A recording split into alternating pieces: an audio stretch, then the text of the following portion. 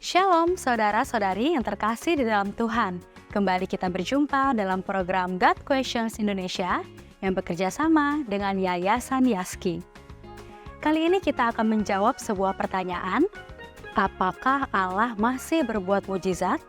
Mengapa Allah tidak terus melakukan mujizat sebagaimana yang dilakukannya dalam Alkitab? Dalam video ini saya akan menjelaskannya dari sudut pandang Alkitab. Jadi, saksikan videonya sampai selesai.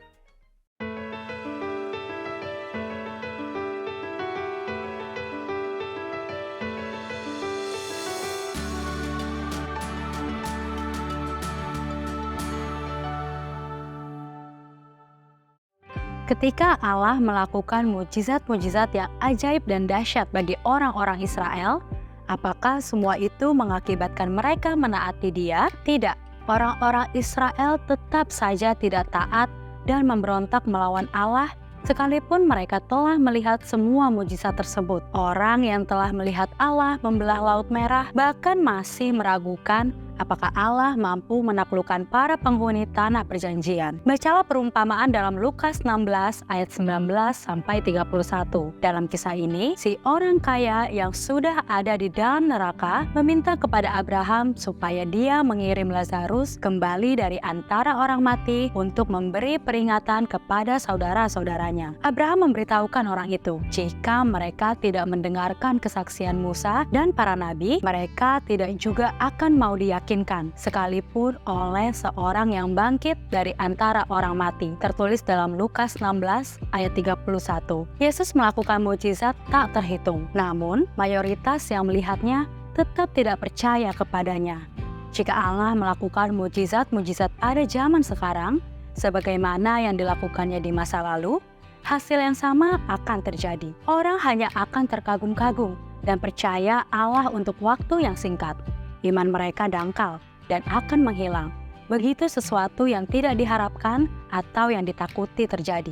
Iman yang berdasarkan mujizat bukanlah iman yang dewasa. Allah melakukan mujizat terbesar sepanjang sejarah dengan datang ke dalam dunia dalam rupa manusia bernama Yesus Kristus, mati di salib untuk dosa-dosa kita. Dalam Roma 5 ayat 8, hanya supaya kita dapat diselamatkan. Dalam Yohanes 3 ayat 16, Allah masih melakukan mujizat. Hanya saja, banyak di antaranya terjadi tanpa mendapatkan perhatian manusia, atau malah disangkal sebagai pekerjaan Allah. Namun demikian, kita tidak membutuhkan lebih banyak mujizat. Yang kita perlukan hanyalah percaya kepada mujizat keselamatan melalui iman dalam Yesus Kristus. Konsep penting yang perlu dipahami mengenai tujuan dari mujizat sebenarnya adalah untuk meneguhkan identitas dari sang pembuat mujizat. Kisah Para Rasul 2 ayat 22 menyatakan, "Hai orang-orang Israel, dengarlah perkataan ini.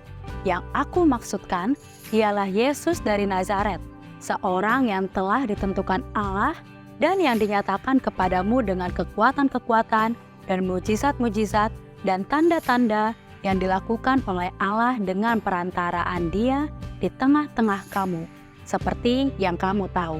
Hal yang sama dikatakan terkait para rasul. Segala sesuatu yang membuktikan bahwa aku adalah seorang rasul telah dilakukan di tengah-tengah kamu dengan segala kesabaran oleh tanda-tanda, mujizat-mujizat, dan kuasa-kuasa. Tertulis dalam 2 Korintus 12 ayat 12. Saat ini, kita memiliki kebenaran mengenai Yesus sebagaimana tercatat dalam kitab suci. Kita memiliki tulisan dari para rasul dalam kitab suci. Yesus dan para rasul, sebagaimana dicatat dalam kitab suci, adalah batu penjuru dan dasar iman kita. Dalam Efesus 2 ayat 20. Dalam pengertian ini, mujizat tidak lagi diperlukan karena berita dari Yesus dan para rasulnya telah dibuktikan dan dicatat secara akurat dalam kitab suci.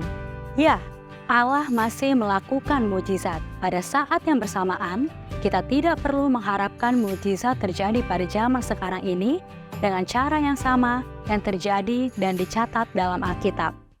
Demikian jawaban dari firman Tuhan. Kiranya Anda dapat terberkati dengan apa yang sudah saya sampaikan. Silakan Anda kunjungi website di www.godquestions.org/Indonesia untuk mendapatkan lebih banyak lagi berkat hikmat dan pengajaran tentang iman Kristen. Jangan lupa untuk subscribe channel ini dan share agar lebih banyak orang dapat menerima kebenaran firman Tuhan. Jika Anda mempunyai pertanyaan, silakan tuliskan di kolom komentar di bawah ini. Terima kasih, Tuhan Yesus memberkati.